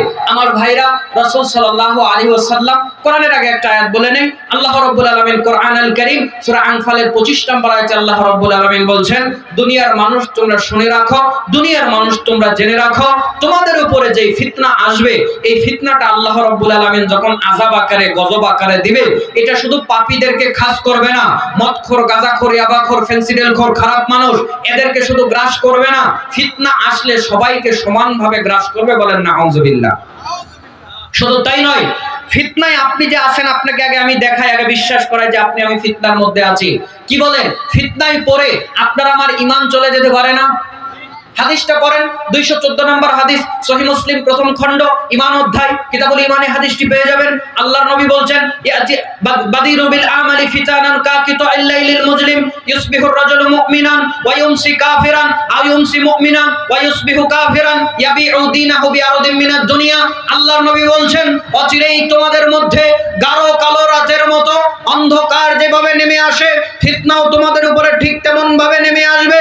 শুধু তাই নয়, এই ফিতনা যখন তোমাদের উপরে নেমে আসবে, একটা মানুষ সকালবেলা ইমানদার থাকবে, সন্ধ্যাবেলা বেঈমান হয়ে যাবে, সন্ধ্যাবেলা ইমানদার থাকবে, সকালবেলা বেঈমান হয়ে যাবে। শুধু তাই নয়, ইয়াবিউ দীনাহু বিআরদিন মিনাদ দুনিয়া, সে দুনিয়ার সামনে তার ইসলামকে, দ্বীনকে, আল্লাহ ভীতিকে, জান্নাতকে বিক্রি করে দিবে। বলেন নাউজুবিল্লাহ। কিভাবে? এই যে আপনাদের সাইডে রাস্তা আছে, রাস্তা যখন তৈরি করে, বাংলাদেশের রাস্তা করেছে, 2-1 বছর পর যদি একটু ভারী কোনো গাড়ি যায়, রাস্তার চামড়া, পিঠের চামড়া চাকার সঙ্গে উঠে যায়। জোরে বলুন ঠিক কিনা? তার মানে কাজ ভালো করে নাই। আল্লাহ নবী বলছেন, দুনিয়ার সামনে দ্বীনকে বিক্রি করে দেবে। ওই রাস্তাটা যখন করেছে, কন্ট্রাক্টর যে ভালো কাজ করে নাই, এটা আপনি আমি না বুঝলেও যে ইঞ্জিনিয়ার দেখতে আসে, অডিট করতে আসে, উনি কিন্তু জানে কাজ ভালো হয় নাই। রাস্তা ঘুরে দেখে না, ঘুরে দেখে বলছে, ভাই কাজ ভালো হয় নাই, এমন করছেন কেন? ঠিকাদার এখন বলতেছে, স্যার জায়গা মতো 10 লাখ টাকা পৌঁছায় দেব, সই দিয়ে জানতো। কারণ ওই স্যার সই না দিলে উনি টাকা তুলতে পারছে। কথা কি আমার বুঝতে পারছেন? টাকা তুলতে পারছে না। স্যার এখন ভাবতেছে, যাক এনে তো আমি কোনোদিনও আসবো না, এই ধামরাইয়ের মানুষ এখানে রাস্তার গর্তে পড়ে মরে গেলে আমার কি, যা পারে করুক গা, রাস্তা গর্ত হয়ে যাবে, ওরা মাছ চাষ করে খাক গা, আমার দেখার দরকার নাই। ও সই দিয়ে চলে গেছে, 10 লাখ টাকা ও খেয়েছে, ঠিকাদারও খারাপ কাজ করে চলে গিয়েছে। তাহলে বলেন, সে টাকার কাছে আল্লাহ রাব্বুল আলামিনকে ভয় করলো, নাকি টাকার সামনে দুনিয়ার সামনে ঈমান বিক্রি করে দিল? দুনিয়ার সামনে ঈমানকে বিক্রি করে দিল। তো আল্লাহর নবী সাল্লাল্লাহু আলাইহি ওয়াসাল্লাম এই কথাই বলছেন। আল্লাহ রাব্বুল আলামিন, আল্লাহর নবী সাল্লাল্লাহু আলাইহি ওয়াসাল্লাম বলছেন যে তারা দুনিয়ার সামনে তাদের ঈমান এবং আমলকে বিক্রি করে দিবে। বলেন নাউজুবিল্লাহ। আরেকটা হাদিস বলি, এই হাদিসটা সহিহ বুখারীতে পাবেন। আল্লাহর নবী বলেছেন, ইয়াতি আলান নাসি জামাআনুন খায়রু মালির রাজুলিল মুসলিমিন গানাম ইয়াতবাউ বিহা শাআফাল জিবালি ওয়া মাওয়াকিয়াল কতরি ইয়াফিরু বিদীনিহি মিনাল ফিতান। আল্লাহর নবী সাল্লাল্লাহু আলাইহি ওয়াসাল্লাম বলেন, অচিরেই তোমরা এমন একটা সময় পার করবে, যেই সময়ের মানুষগুলো সমাজে থেকে ইসলাম মানতে পারবে না। ইসলাম মানার জন্য ওয়া শাআফাল জিবাল, তারা পাহাড়ে চলে যাবে, জঙ্গলে চলে যাবে। ওয়া মাওয়াকিয়াল কতরি, যেই জায়গাতে বৃষ্টি বর্ষণ হয় ওই জায়গাগুলোতে চলে যাবে। কেন? ইয়াফিরু বিদীনিহি মিনাল ফিতান, সে তার দ্বীনকে, ইসলামকে ফিতনা থেকে বাঁচিয়ে নিয়ে পলায়ন করবে। কারণ সমাজে বেপরদায় ভর্তি, গান বাজনায় ভর্তি। এই সমাজে থেকে ঈমান আমল রক্ষা করে চলা যায়? জোরে বলেন, যায় না। দিন যত যাবে ইসলাম আপনার সামনে ইতিহাস হয়ে যাবে। দিন যত যাবে ইসলাম আপনার সামনে ইতিহাস হয়ে যাবে। আপনি আজকে যেভাবে ইসলাম পালন করছেন, কয়েকদিন পর আর সেভাবে ইসলাম নাও পালন করতে পারেন। আমার কথা বিশ্বাস হলো? হয় নাই। আপনার কথা না, আমার কথা বিশ্বাস আপনাদের হয় নাই। যদি হয়তো আওয়াজ একটু জোরে দিতেন। এখন আমি আপনাকে বলি, ইসলাম এখনো ইতিহাস হয়ে গেছে। আমি আপনাকে দেখাবো। আজ থেকে 20-30 বছর আগের কথা বলছি, ইসলাম ইতিহাস হয়ে গেছে। দেখেন, 20-30 বছর আগের কথা বলছি। একটা মা, একটা বোন যদি এক এলাকা থেকে আরেক এলাকায় যাওয়ার প্রয়োজন হয়েছে, আজ থেকে 20-30 বছর আগের কথা বলছি, সে এক বাড়ি থেকে আরেক বাড়িতে যাওয়ার জন্য রোদ নাই, বৃষ্টি নাই, হাতে একটা ছাতা নিত। আমরা দেখি নাই, তবে শুনেছি। যারা গ্রামে থেকেছেন আরো এটার সঙ্গে আপনাদের পরিচয় ছিল। তারা হাতে একটা ছাতা নিত। কেন?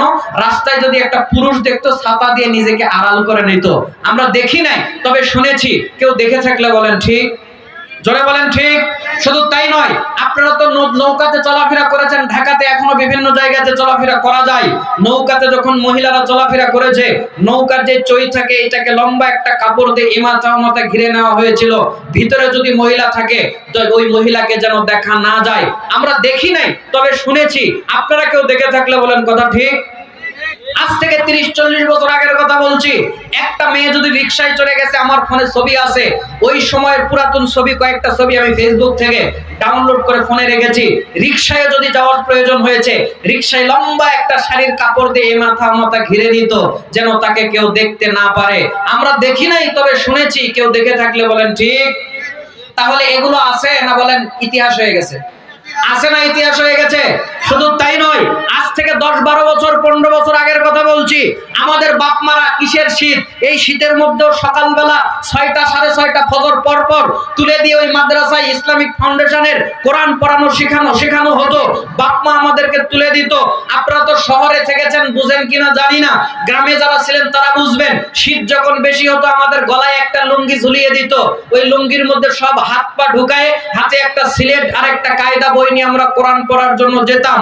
জোরে বলেন, এখন কি এগুলো আছে? শুধু তাই নয়, আমাদেরকে পড়তে পাঠিয়ে দিয়ে মায়েরা, দাদিরা, দাদারা, বৃদ্ধরা গায়ে একটা চাদর দিয়ে উঠানে ওই মিষ্টি মিষ্টি রোদ উঠতো, ওই রোডের উপরে বসে তারা কোরআন তেলাওয়াত করত। এখন কি এগুলো কোরআন তেলাওয়াতের শব্দ, পড়ার শব্দ, পড়ানো, এগুলো এখন দেখা যায়? যায় না। এখন সকাল হলে বাড়ি থেকে কোরআন পড়ার শব্দ আসে না। এখন সকাল হলে বাড়ি থেকে সারেগামা পাধা নিসা, চাচা দাদু খালা ফুফা, এই শব্দগুলা ভেসে আছে, গানের শব্দ। জোরে বলুন ঠিক কিনা? আমার ভাইরা, আমি বলেছি দিন যত যাবে ইসলাম তত মানুষের সামনে থেকে বিলীন হয়ে যাবে। শুধু তাই নয়, মানুষের মধ্যে এত পরিমাণে ফিতনার বর্ষণ হবে। বুখারীতে আল্লাহর নবী সাল্লাল্লাহু আলাইহি ওয়াসাল্লাম থেকে স্পষ্ট হাদিস রয়েছে, 2303 নম্বর হাদিস পেয়ে যাবেন। আল্লাহর নবী সাল্লাল্লাহু আলাইহি ওয়াসাল্লাম ডাক দিয়ে একদিন সাহাবীদেরকে বলছেন, মদিনার একটি পথ দিয়ে যাওয়ার সময় একটা টিলার উপরে উঠলেন, পাহাড়ের চেয়ে উঁচা কম। পাহাড় তো উঁচাগুলোকে পাহাড় বলে, পাহাড়ের চেয়ে উঁচা কম, এগুলোকে টিলা বলা হয়। এরকম একটা টিলাতে আল্লাহর নবী উঠে সাহাবীদেরকে লক্ষ্য করে বললেন, হাল তারাউনা মা আরা, সাহাবীরা তাকাও, আমি যা দেখতে পাই তোমরা কি তা দেখতে পাও? তখন আল্লাহর নবী কথা বলার পরে নিজেই বলছেন, ইন্নী আরা মাওয়াকিয়াল ফিতানি খিলালা বুয়ুতিকুম কামাওয়াকিল কতরি, আমি দেখতে পাচ্ছি তোমাদের বাড়ি ঘরগুলোর উপরে আসমান থেকে ফিতনা বর্ষণ হচ্ছে। জোরে বলেন নাউযুবিল্লাহ। আসমান থেকে ফিতনা বর্ষণ হওয়ার মানে কি? হাফিজ ইবনে হাজার আসকালানির বুখারীর ব্যাখ্যা করেন, পেয়ে যাবেন ফাতহুল বারী। তিনি বর্ণনা করছেন, ব্যাখ্যা করছেন, আসমান থেকে বৃষ্টির মতো ফিতনা আসা মানে বৃষ্টি যেরকম সব জায়গাতে বর্ষণ হয়, ফিতনাও সব জায়গাতে সমানভাবে বন্টিতভাবে বর্ষণ হবে। আমি বলতে চাইবো, আপনি যদি এই ব্যাখ্যা বিশ্বাস করেন, ব্যাখ্যা তারা সেই সময় করেছিল, এ যুগের জন্য আপনাকে বুখারীর ব্যাখ্যা পড়াও লাগবে না। আল্লাহর নবী বলছে আসমান থেকে ফিতনা বর্ষণ হবে। বর্তমানে আসমান থেকে একটা ফিতনা বর্ষণ হয়, 24 ঘন্টায় হয়, শীতের দিনেও হয়, গ্রীষ্মের দিনেও হয়, বর্ষাকালেও হয়, শরৎকালেও হয়, হেমন্তকালেও হয়, শীতকালেও হয়, বসন্তকালেও হয়, জানুয়ারি মাসেও হয়, ডিসেম্বর মাসেও হয়। 24 ঘন্টা, মাসে 30 দিন, 12 মাস একটা ফিতনা আসমান থেকে বর্ষণ হয়। আমি কি আপনাকে বলে দেব? আপনারা কি বুঝতে পারছেন কেউ একটু আমার কথা? একটু কান খাড়া করেন, মাথা খুব খাড়া করে একটু কথাগুলো শোনার চেষ্টা করবেন। এত হালকা হালকা কথা আপনাকে ওই শত শত কিলোমিটার জয়পুরহাট থেকে দূর থেকে আপনাকে বলতে আসি নাই, একটু খেয়াল করেন। আল্লাহর নবী বলছে ফিতনা কোথা থেকে বর্ষণ হবে? এই যে কথা আমার বুঝতে পারছেন আলহামদুলিল্লাহ, কোথা থেকে? আসমান থেকে। এখন আপনার প্রশ্ন, কিভাবে আসমান থেকে ফিতনা বর্ষণ হয়? এখন আপনার কাছে আমার প্রশ্ন হলো, বর্তমান সময়ে অপকর্ম, অন্যায়, খারাপ কাজ, জেনা, যত হারাম আছে এগুলোকে 60-70% সহজ করে দিছে কে? আল্লাহ দিছে। এই যে একজন বলছে মোবাইল, কে বলছে? এই মোবাইল শরীফ। এই মোবাইল শরীফ মানুষকে গুনার দিকে বেশি ঠেলে দিয়েছে। কথা বলেন ঠিক কিনা? একটা মানুষ হত্যা করবে তাও মোবাইলের ভূমিকা আছে। ফোন করে বলছে অমুকরে মেরে দাও, অমুক ওই জায়গাতে আছে, বলছে ভাই ওরে চিনি না, বলে হোয়াটসঅ্যাপে ছবি পাঠাই দিছি, দেখ ওরে মেরে দে। তাহলে মানুষ হত্যার পিছনে মানুষ হত্যার পিছনে মোবাইলের ভূমিকা আছে। আর ওগুলো তো বললামই না। আমার ভাইরা, কত মানুষ আছে যে ছেলে আছে, মেয়ে আছে, মেয়ের বয়স এখন হয়ে গেছে প্রায় দুই বাচ্চার মা। এখন মেয়ে ফোন করে একটা ছেলের গলা পেয়েছে, এখন বলছে আমার বিয়ে হয়নি, বয়স 18। ছেলের বিয়ে, বয়স 44 বছরের, এর চুল টুল সব পাকা শুরু হয়ে গেছে, 44 বছর বয়স, একটা মেয়ের গলা পাইছে। না বিয়ে হবে মানে মাত্র 21-এ পড়েছে, এখনো বিয়ের বয়সই হয় নাই সার্টিফিকেট অনুযায়ী। জোরে বলেন, এগুলো অন্যায় অপকর্ম আছে না নাই? আছে। এগুলোকে কে সহজ করে দিয়েছে? জোরে বলেন কে?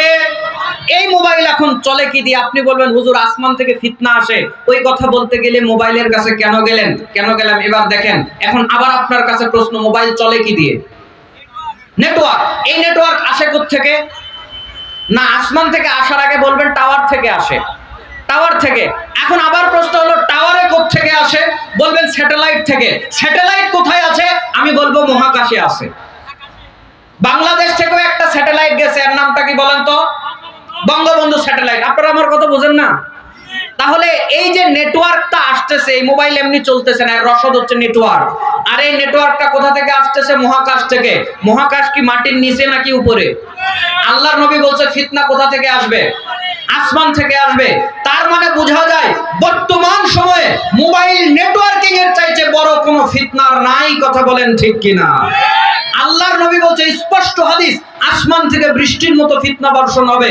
আমার কাছে মনে হচ্ছে বর্তমানে এই মোবাইল নেটওয়ার্কিং ও আসমান থেকে আসা বর্তমানে সবচেয়ে বড় ফিতনাগুলোর মধ্যে একটা, যেটার কারণে মানুষ গুনার মধ্যে, হারামের মধ্যে, অন্যায়ের মধ্যে হাবুডুবু খাচ্ছে। কথা বলুন ঠিক কিনা? এই মোবাইল এসে আমার ভাইরা সবকিছু উলটপালট করে দিয়েছে, সময় উলটপালট করে দিয়েছে। সময়ের তালগুলো আপনি ঠিক রাখতে পারেন না, ছাত্র লেখাপড়া ঠিক রাখতে পারে না, ওই সংসার জীবনে গেছে। এই মোবাইলের কারণে সংসার জীবনের, দাম্পত্য জীবনের ব্যালেন্সও মানুষ রাখতে পারছে না। এজন্য আমি বলি, টিভি সিডি দেখা মানুষ গুনাহ করলো 12 মাস। টিভি সিডি দেখা মানুষ গুনাহ করলো 12 মাস। মোবাইল আসিয়া করলো আরো বড় সর্বনাশ। মোবাইল আসিয়া করলো আরো বড় সর্বনাশ। কথা বলুন ঠিক কিনা? যাত্রা পালায় মেয়েরা নাচুন দেখতো ছেলে রাতে, সেই মেয়েরা নাচে এখন সবার হাতে হাতে। ঠিক কিনা? ঠিক কিনা বলুন?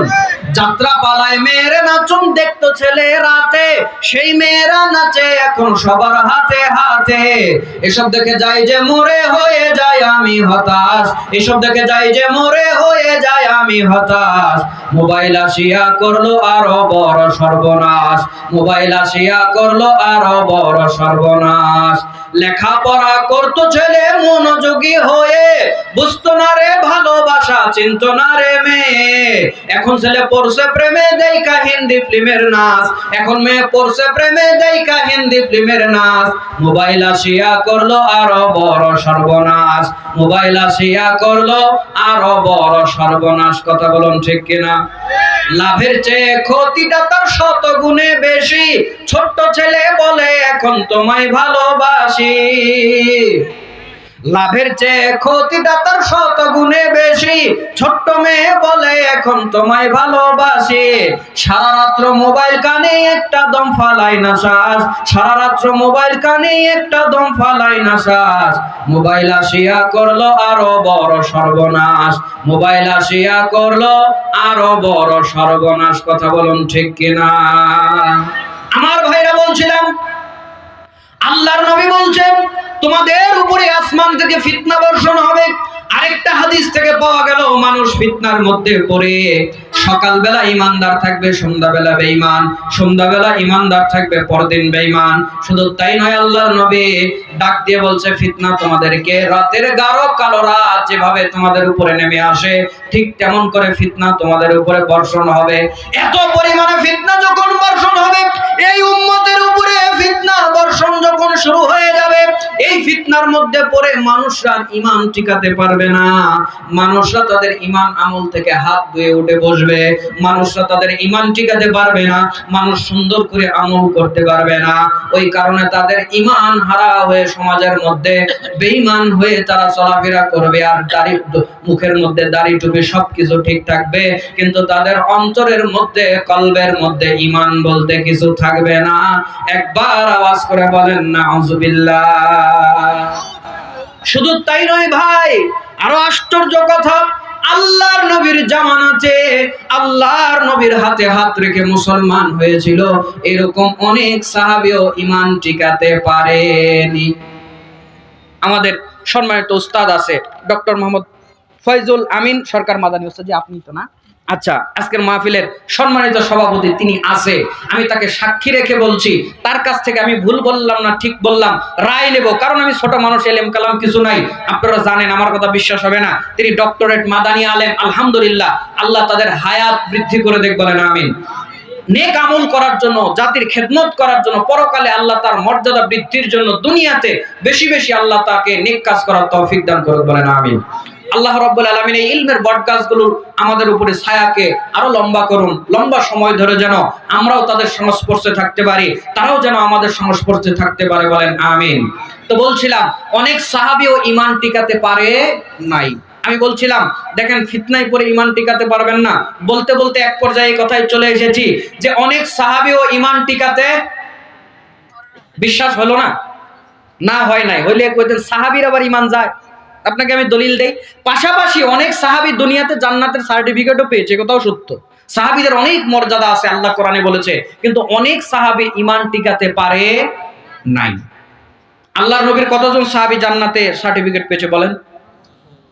বলেন এই কয়জন জানেন আর বাকিরা জানেন না? জোরে বলেন কয়জন? সবার উত্তর ভুল। জান্নাতি সাহাবী 10 জন বিখ্যাত, তবে 10 জনই চূড়ান্ত নয়। এক হাদিসে একসাথে 10 জনের নাম আল্লাহর নবী বলেছে, কথাও সত্য, তবে এই 10 জনই চূড়ান্ত। জোরে বলেন চূড়ান্ত। বিশ্বাস হয়নি আপনাকে আসলে কয়টা দলিল দেব? আমি কিতাব বের করতেছি, আপনাকে আমি কয়টা দলিল দিব? আপনি আসলে আমার কথা বিশ্বাস করছেন না, খালি আপনার মানে জয়পুরহাটের ভাষায় বলে পিলা চমকে দিচ্ছি, মানে আপনার মস্তিষ্ক আমি চমকাই দিতেছি যে এতদিন জানতাম 10 জন জান্নাতি সাহাবী, বলতেছে 10 জন নয়, এ কেমন কথা? মিশকাতুল মাসাবির ইবনু মাজার 133 নম্বর হাদিসটা আপনি খুলবেন, কারণ একটা মানুষকে আপনি 60 বছর ধরে আব্বা বলে ডাকছেন, আমি এসে বললাম ওইটা আপনার বাপ নয়, মেজাজ গরম না ঠান্ডা? জোরে বলেন ঠান্ডা না গরম? বলিস কি 60 বছর ওরে আমি বাপ বলে ডাকি, আর এসে বলে কেউ বলে আমার বাপ না? তা আপনি এতদিন জানেন যে 10 জন জান্নাতি সাহাবী, যেই আমি বলছি সবার উত্তর ভুল, মেজাজ তো ঠান্ডা থাকার কথা না। এই হাদিসে আল্লাহ নবী একসাথে 10 জনের নাম বলেছে। দেখেন, একজনের নাম হচ্ছে আবু বকর সিদ্দিক রাদিয়াল্লাহু তাআলা আনহু, ওমর বিন খাত্তাব রাদিয়াল্লাহু তাআলা আনহু, উসমান বিন আফফান রাদিয়াল্লাহু তাআলা আনহু, আলী বিন আবি তালিব রাদিয়াল্লাহু তাআলা আনহু, উবাইদা বিন জাররা রাদিয়াল্লাহু তাআলা আনহু, সাদ বিন আবি ওয়াক্কাস রাদিয়াল্লাহু তাআলা আনহু, আব্দুর রহমান বিন আউফ রাদিয়াল্লাহু তাআলা আনহু, জুবাইর বিন আওম রাদিয়াল্লাহু তাআলা আনহু, তালহা বিন উবাইদুল্লাহ রাদিয়াল্লাহু তাআলা আনহু, সাঈদ বিন যায়েদ রাদিয়াল্লাহু তাআলা আনহু। জোরে বলেন আলহামদুলিল্লাহ। এই হাদিসে একসাথে কয়জনের নাম বলা হয়েছে? 10 জনের নাম। তারা 10 জন জান্নাতি, আল্লাহর নবী বলেছে, এতে কোনো সন্দেহ নাই, হাদিসটাও ঠিক। একসাথে আল্লাহর নবী 10 জনের নাম নিয়েছে, তাতেও কোনো সন্দেহ নাই, তবে এই 10 জনই চূড়ান্ত নয়। আপনার কাছেই উত্তর লুকিয়ে আছে। আমি আপনাকে প্রশ্ন করি, এই 10 জনের মধ্যে হাসান এবং হুসাইন রাদিয়াল্লাহু তাআলা আনহুমের নাম আছে? তা আল্লাহর নবী তো বলেছেন, তিরমিজিতে সাহাবীদের মর্যাদা অধ্যায়ে যান, হাসান এবং হুসাইন সাইয়্যিদা শাবাবি আহলিল জান্নাহ, ওরা জান্নাতি যুবকদের সর্দার হবে। এবার হলো কয়জন? জোরে বলেন কয়জন? 12 জন। আল্লাহর নবী মেরাজ থেকে ফেরত এসে বলছে, বেলাল, এই যে মাগরিবের সময় এক হুজুর আলোচনা করছিলেন, কে আমি জানি না, উনি আলোচনা করছিলেন যে জান্নাত থেকে, আল্লাহর নবী মেরাজ থেকে আসার পর বলছেন, বেলাল কি আমল করো বলো, জুতার শব্দ শুনতে পাই। হাদিস জানেন না? জোরে বলেন জানেন না? এবার বলেন হলো কয়জন? 13 জন। আল্লাহর নবীর একজন সাহাবী, তিনি একদিন আল্লাহর নবীকে এসে বলছেন, বুখারী মুসলিমের বিখ্যাত হাদিস, আল্লাহর নবী আমাকে একটা আমলের কথা বলে দেন, করে যেন জান্নাতে যেতে পারি। তো আল্লাহর নবী বলছেন, ঈমান আনার পরে শিরক করো না, সালাত আদায় করো, সিয়াম পালন করো। আল্লাহর নবী নসিহত করে পাঠিয়ে দিলেন। তো আল্লাহর নবীকে সাহাবী বলছে, আল্লাহর নবী আমি এর কমও করব না, আমি এর বেশিও করব না, বলে লোকটা চলে যাচ্ছে। আল্লাহর নবী দেখিয়ে দিয়ে বলছে, দেখো, কেউ যদি জান্নাতি মানুষ দেখতে চাও তার দিকে তাকাও। এই সাহাবীর নাম হচ্ছে সাঈদ ইবনে আল আখরাম। এবার বলেন কয়জন? 14 জন। আল্লাহর নবীর চাচা হামজা রাদিয়াল্লাহু তাআলা আনহু যেদিন শহীদ হন, আল্লাহর নবী বলছেন, মুস্তাদরাক লিল হাকিমে হাদিস রয়েছে, আল্লাহর নবী বলছেন যে আমার চাচা জান্নাতে সবুজ পাখি হয়ে উঠছে। জোরে বলুন সুবহানাল্লাহ। এবার হলো কয়জন? জোরে বলেন কয়জন? 15 জন। আল্লাহর নবী সাল্লাল্লাহু আলাইহি ওয়াসাল্লামের আরেকজন সাহাবী, যার নাম হচ্ছে আবি দাহদা, যার নাম আবি দাহদা, আল্লাহর নবী তাকেও জান্নাতি বলেছেন। জোরে বলুন সুবহানাল্লাহ। সময় আমার নাই, আমি ওই ঘটনা বলতে যেতে পারবো না।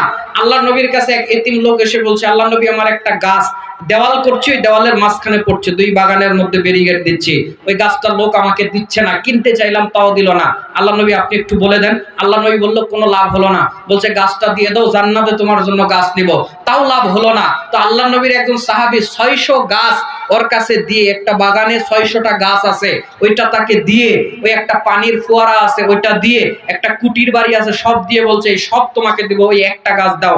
আল্লাহর নবী যেটা তোমার কাছে চাইছে নিয়ে গেছে, নিয়ে গিয়ে বলছে, আল্লাহর নবী এই যে কিনে এনেছি। আল্লাহর নবী বলছে, আমি আল্লাহর নবী খুশি হয়ে বারবার বলছে, আমার এই সাহাবীর জন্য জান্নাতে একটা খেজুরের গাছ নয়, তার জন্য জান্নাতে খেজুরের গাছের বাগানের বরাদ্দ হয়ে গেছে। জোরে বলুন সুবহানাল্লাহ। এই সাহাবীর নাম হচ্ছে আবি দাহদা। তাহলে এবার হলো কয়জন? জোরে বলেন 16 জন। এই 16 জনের মধ্যে একজনও আমি মহিলার নাম বলেছি? আল্লাহর নবীর স্ত্রী আয়েশা রাদিয়াল্লাহু তাআলা আনহাকে আল্লাহর নবী বলছেন, দুনিয়াতে যেরকম তুমি আমার স্ত্রী, জান্নাতেও তুমি আমার স্ত্রী। এবার বলেন কয়জন? 17 হলো। আল্লাহর নবীর আরেকজন স্ত্রী খাদিজা রাদিয়াল্লাহু তাআলা আনহা, আল্লাহর নবীর জন্য একদিন হাতে করে বাটি নিয়ে আসছেন, তরকারি নিয়ে আসছেন। জিবরিল আমিন এসে বলছে, আল্লাহর নবী ওই যে ওই মহিলা, তাকে আল্লাহ সালাম দিয়েছে। জিবরিল আমিও সালাম দিলাম এবং বলেন তার জন্য আল্লাহ জান্নাতে একটা ঘর বরাদ্দ করেছে। এবার বলেন কয়জন? 18 জন। আল্লাহর নবীর একজন মেয়ে নাম হচ্ছে ফাতেমা রাদিয়াল্লাহু তাআলা আনহা, আল্লাহর নবী তার ব্যাপারে বলছেন জান্নাতের মহিলাদের তিনি সরদারিনী হবে। এবার কয়জন? 19 জন। আমার কাছে শুধু 60 জনের নামের সিরিয়াল আছে। কয়জনের বলছি? 60 জনের নামের সিরিয়াল শুধু আমার কাছে আছে। আরো গবেষণা করলে আরো বের হতে পারে। এবার আসেন, শুধু তাই নয়, আল্লাহর নবী বলেছেন 313 জন বদরে যুদ্ধ করেছে, মতান্তরে 319 জন। আল্লাহর নবী বলেছেন এই বদরি সাহাবী সব জান্নাতি। এবার বলেন কয়জন? এবার কয়জন? হিসাব আছে? আল্লাহর নবী ওই যে আকাবার শপথ করেছিলেন হুদাইবিয়ার প্রান্তরে, আল্লাহ যেখানে বলেছিল ইয়াদুল্লাহি ফাওকা আইদিহিম, ওই হাতগুলোর উপরে তোমাদের হাত নয়, আমি আল্লাহ আমারও হাত ছিল। তো আল্লাহর নবী বলেছেন ওই বায়াতে যারা অংশগ্রহণ করেছিল প্রায় 1400 জনের কাছে কম বেশি একটু সাহাবী ছিল। আল্লাহর নবী বলছে সব জান্নাতি। এবার কয়জন? এখনো আপনারা 10 জনে বসে আছেন। জান্নাতি সাহাবীদের সংখ্যা অসংখ্য। জোরে বলেন কত? জোরে বলেন কত? অসংখ্য। তবে হ্যাঁ, পাশাপাশি অনেক সাহাবী আবার ঈমান টিকাতেও পারে নাই। একজনের নাম বলি, সময় অল্প, নাম হচ্ছে ইবনু খাতাল। এই দলিলটা আপনি কোথায় পাবেন? আর রাহিকুল মাকতুম, আল্লামা সফিউর রহমান মুবারকপুরী সিরাত গ্রন্থ খোলেন, মক্কা বিজয় অধ্যায়ে যান, পেয়ে যাবেন। সিরাত ইবনু হিশাম খোলেন, পেয়ে যাবেন। ইমাম ইবনু কাসির রাহমাতুল্লাহ আলাইহির বিখ্যাত আপনার হচ্ছে গিয়ে তাহরিক গ্রন্থ আল বিদায়া ওয়ান নিহায়া খোলেন, পেয়ে যাবেন। শুধু তাই নয়, প্রফেসর মোহাম্মদ ডক্টর আসাদুল্লাহ গালিব স্যারের সিরাতুর রাসূল খোলেন, পেয়ে যাবেন। শুধু তাই নয়, আপনি ইমাম ইবনুল কাইয়িম আল জাওজি রাহিমাহুল্লাহ জাদুল মাত খোলেন, সেখানেও পেয়ে যাবেন। আল্লাহর নবীর একজন সাহাবী ছিল, তার নাম হচ্ছে ইবনু খাতাল। আল্লাহর নবীর কাছে মুসলমান হয়েছিল, ইসলামের অনেক কাজ সম্পাদন করেছিল। একদিন আল্লাহর নবী তাকে পাঠালেন, যাও যাকাতের টাকা তুলে নিয়ে আসো। সাথে আরো 2 জনকে পাঠালেন। যাকাতের টাকা যখন তোলা হলো, অনেক টাকা দেখে ইবনু খাতালের মনে লোভ চলে আসলো। ওই লোককে মেরে সব টাকা লুট করে নিয়ে পালিয়ে গেল। বলেন নাউজুবিল্লাহ। জোরে বলেন নাউজুবিল্লাহ। শুধু তাই নয়, মক্কার মধ্যে গিয়ে আল্লাহর নবীর নামে, ইসলামের নামে দুর্নাম ছড়াতে লাগলো।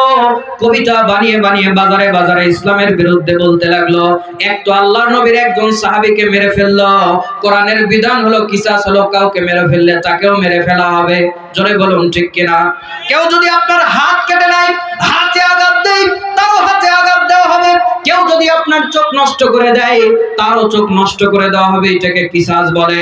আল্লাহর নবী তার উপরে কিসাসের আইন জারি করে দিলেন। এক তো সম্পদ নিয়ে পালিয়ে গেল, 2 তো রাজদ্রোহিতা করলো, 3 আমার সাহাবীকে মেরে দিল। আল্লাহর নবী বলছেন ওকে যে জায়গাতে পাও তার উপরে আমি হত্যার রায় দিয়ে দিলাম। জোরে বলেন নাউজুবিল্লাহ। আমার ভাইরা, সময় অল্প, লম্বা করব না। আল্লাহর নবীর এই সাহাবী মক্কার মধ্যে অবস্থান করছে। এমন সময় আল্লাহর নবী মক্কা বিজয় করে যখন মক্কার মধ্যে প্রবেশ করলেন, সবাইকে আল্লাহ রাব্বুল আলামিনের পক্ষ থেকে আল্লাহর নবী বললেন, যাও সবাইকে maaf করে দিলাম।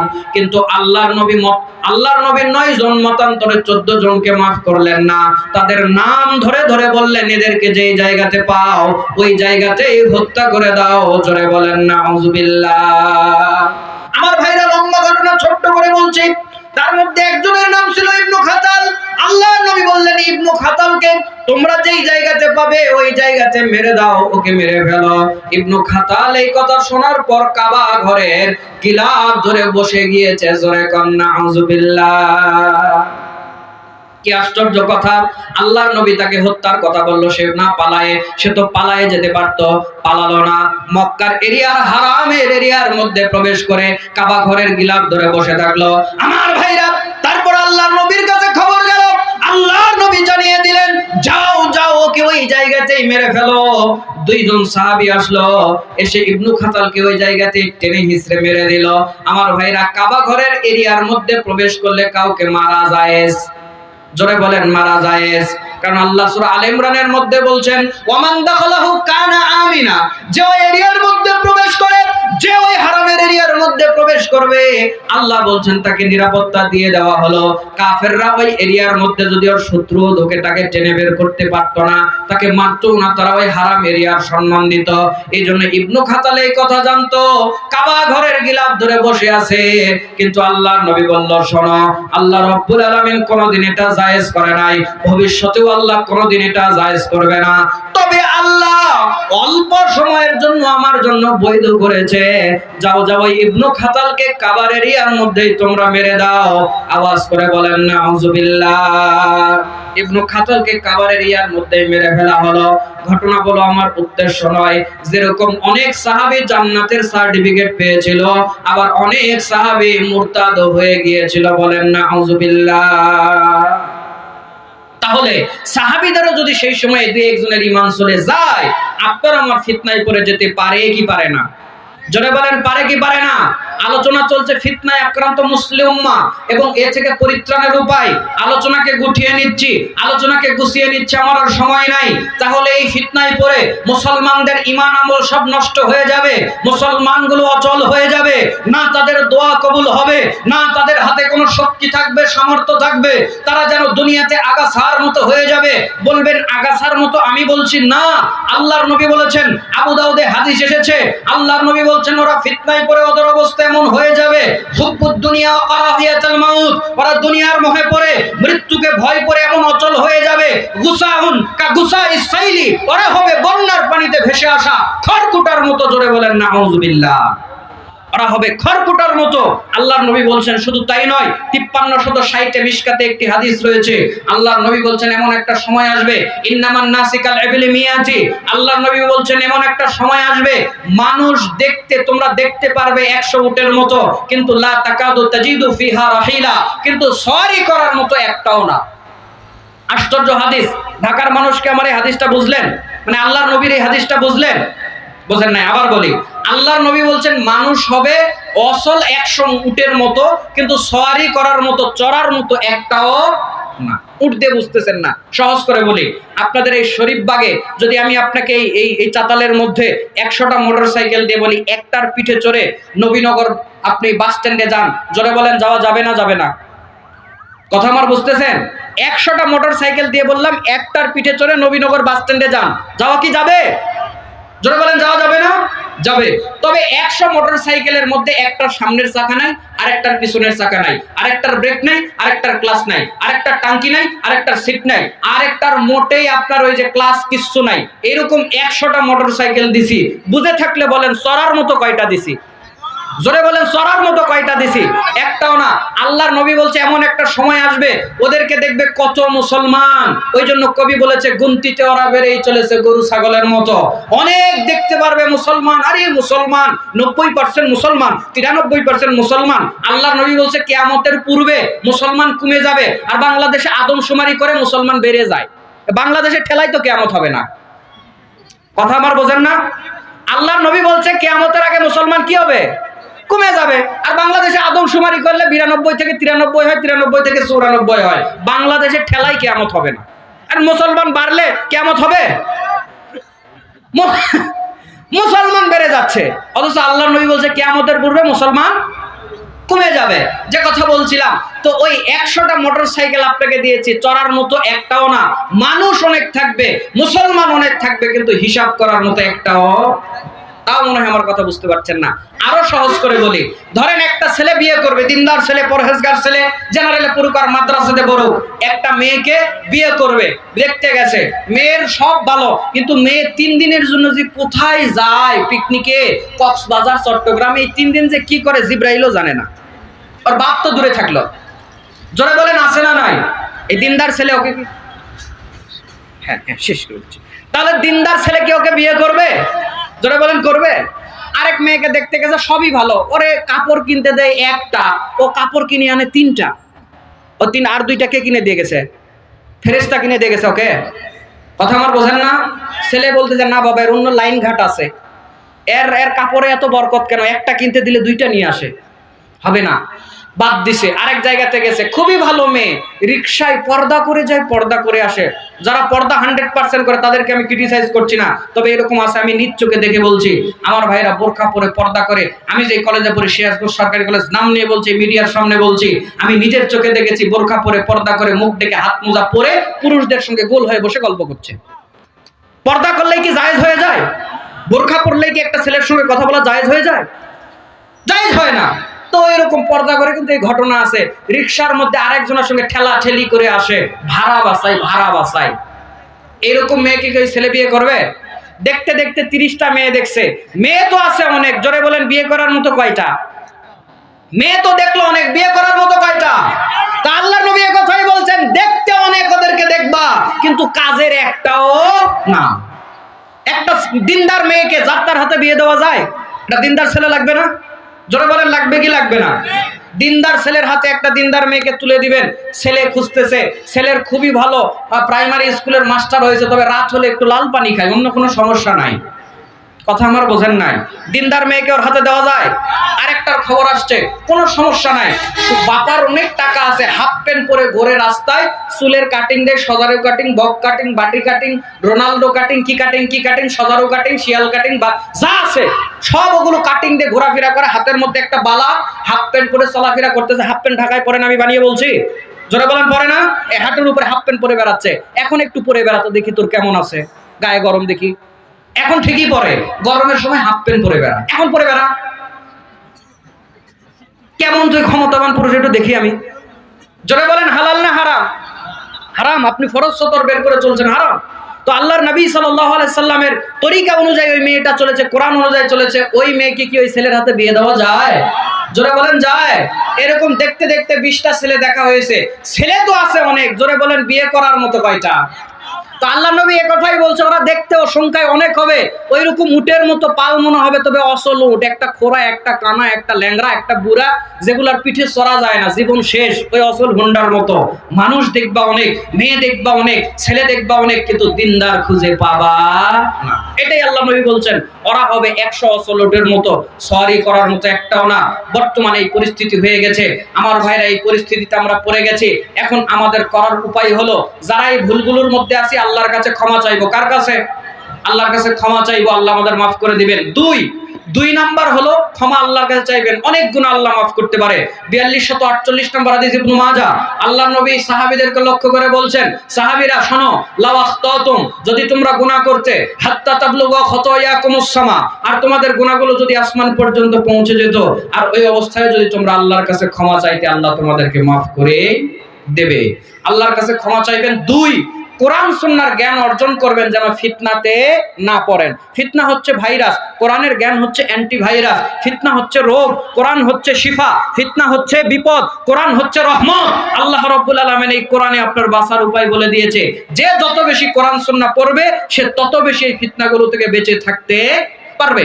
215 নম্বর হাদিস ইবনে মাজাহ, আল্লাহর নবী বলছেন, শোনো, ইন্না লিল্লাহি আহলিনা মিনান নাস, তোমাদের মধ্যে এরকম কতক মানুষ আছে যারা আল্লাহর খুব আপন, পরিবারের লোকজন যেরকম তোমাদের আপন, আল্লাহর তো কোনো পরিবার নাই।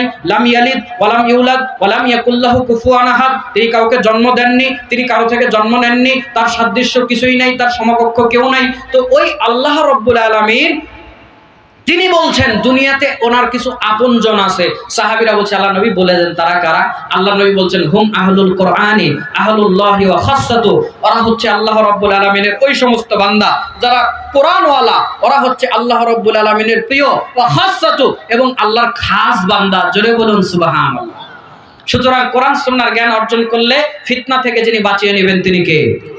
আরেকটা কথা, কোরআনে সূরা মুজাদালার 11 নম্বর আয়াতে আল্লাহ বলছেন, ইয়ারফাইল্লাহুল্লাযীনা আমানু মিনকুম ওয়াল্লাযীনা উতুল ইলমা দারাজাত, আল্লাহ বলছেন, আমি যাদেরকে ঈমান দিয়েছি, যাদেরকে ইলম দিয়েছি, আমি আল্লাহ দায়িত্ব নিয়ে ওদের মর্যাদাকে বাড়িয়ে দেই। জোরে বলুন সুবহানাল্লাহ।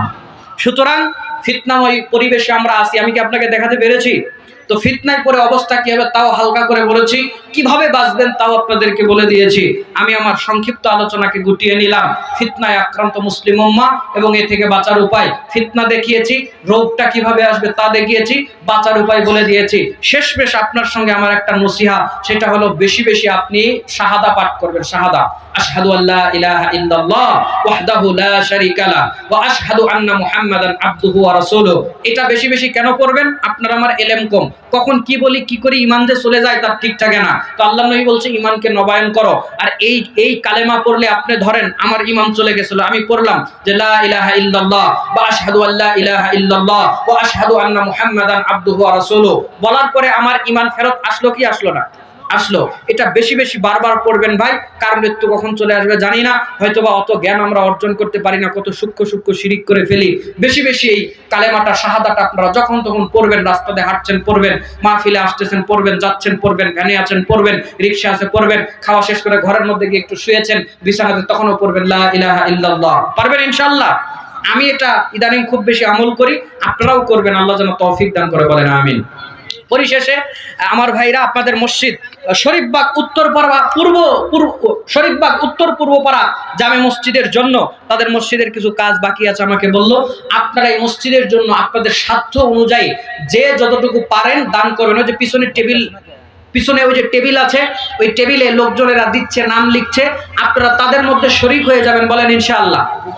দিবেন ইনশাআল্লাহ? হ্যাঁ, রুমালও দিয়ে দেওয়া হবে, আমি বলছি একটু বক্তা আসা পর্যন্ত বলি আর কি। হ্যাঁ, তো রুমালও আপনাদের মধ্যে যাবে, আপনারা দিবেন, যথাসাধ্য আপনারা দেওয়ার চেষ্টা করবেন। ওই যে একটু আগে বললাম ইবনু দাহদা, ওর ঘটনাটা আমি একটু 2 মিনিটে বলি। দেখেন, আপনারা দান করতে চান না, আর সাহাবীরা দান করত। শোনেন, জান্নাত টাকা দিয়ে কিনে নেওয়া যায়। কথা আমার বুঝতে পারছেন? এদিকে তাকান। জান্নাতের দাম কত জানেন? আল্লাহ নবী বলছেন একটা চাবুক রাখার জায়গা খায়রুম মিনাদ দুনিয়া ওয়া ফিহা। একটা চাবুক যতটুকু জায়গা নেই জান্নাতের মধ্যে, ওই জায়গাটা এর চেয়ে দুনিয়ার মধ্যে যতটুকু নেই জান্নাতের মধ্যে ওর চেয়ে দামি হবে। তো এই জান্নাত টাকা দিয়ে কিনা যায়। কোরআনে আল্লাহ বলছেন 111 নম্বর সূরা তাওবা, ইন্নাল্লাহা আশতারা মিনাল মুমিনিনা আনফুসাহুম ওয়া আমওয়ালাহুম বিআন্না লাহুমুল জান্নাহ। আল্লাহ বলছেন ঈমানদারের জানমাল আমি কিনে নিয়েছি, বিনিময়ে আমি জান্নাত বিক্রি করে দিয়েছি। জোরে বলুন সুবহানাল্লাহ। ঈমানদার তার জানমাল বিক্রি করবে, আল্লাহ তার জন্য জান্নাত, আল্লাহ রাব্বুল আলামিন তার কাছে জান্নাত বিক্রি করে দিবে। আমরা যেন আল্লাহর রাস্তায় ব্যয় করে আল্লাহর জান্নাতে যেতে পারি, আল্লাহ তৌফিক দান করুন, বলেন আমিন।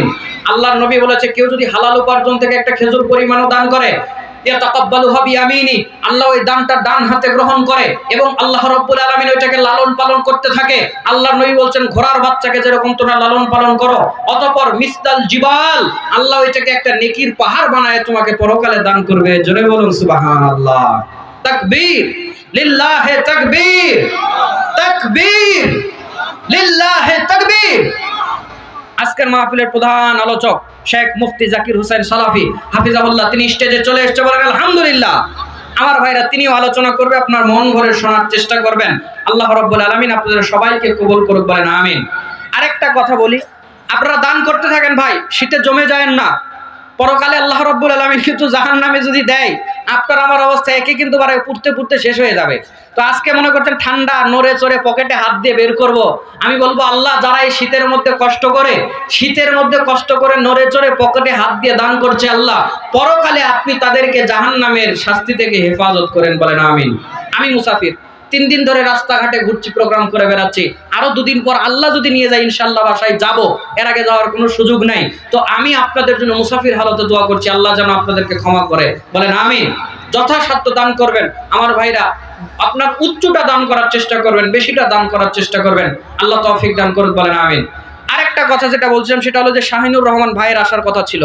আসলে আমাদের প্ল্যানিং ওইরকম ছিল, আপনাদের প্রোগ্রামে আমরা গাড়িতে করে আব্দুল বাতেন ভাই সহ শাহিনুর রহমান ভাই সহ একসাথে আসতাম। তিনি আসতে পারেন না, এখানে তার কোনো দোষ নেই।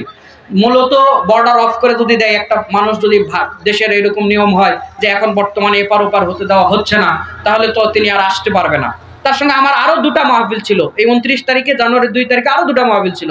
সেগুলোতেও তারা অন্যান্য বক্তা সেট করে নিয়েছে, আমি যতটুকু খবর পেয়েছি শুনলাম। তো সুতরাং আপনারা মন খারাপ করবেন না, কমিটি দাওয়াত দিয়েছে কথাও সত্য, তিনি আসতেন এ কথাও সত্য, কিন্তু বিশেষ কারণে আসতে পারেন নাই, ভবিষ্যতে আসবে ইনশাআল্লাহ। আমার খুব ভালো লেগেছে আপনাদের এই ধামরা এলাকাতে এসে, প্রথমবারের মতো আমার খুব ভালো লেগেছে। আমি আপনাদের মুখে এসে দেখেছি হাসি। আমি দোয়া করি আল্লাহ আপনাদের সবাইকে করুক জান্নাতবাসী, বলেন আমিন। এই বলে আমি আপনাদের কাছ থেকে বিদায় নিচ্ছি। যতটুকু কথা বললাম কোরআন সুন্নাহ থেকে বলার চেষ্টা করেছি। আল্লাহ আমাদেরকে আমল করার তৌফিক দান করুক। এই মাহফিলে যারা আয়োজন করেছেন, বলতে এসেছেন, শুনতে এসেছেন, সভাপতি, আল্লাহ সবাইকে কবুল করে নেক। যারা কষ্ট করছেন আল্লাহ সবাইকে কবুল করে নেক। আল্লাহ রাব্বুল আলামিন সবাইকে আমাদেরকে জান্নাতে ভাবে একত্রিত করুক, বলেন আমিন। হায়াত যদি থাকে, দেখা হওয়া আরো বাকি আছে, সে পর্যন্ত আপনাদের কাছ থেকে বিদায় নিলাম। আসসালামু আলাইকুম ওয়া রাহমাতুল্লাহি ওয়া বারাকাতুহু।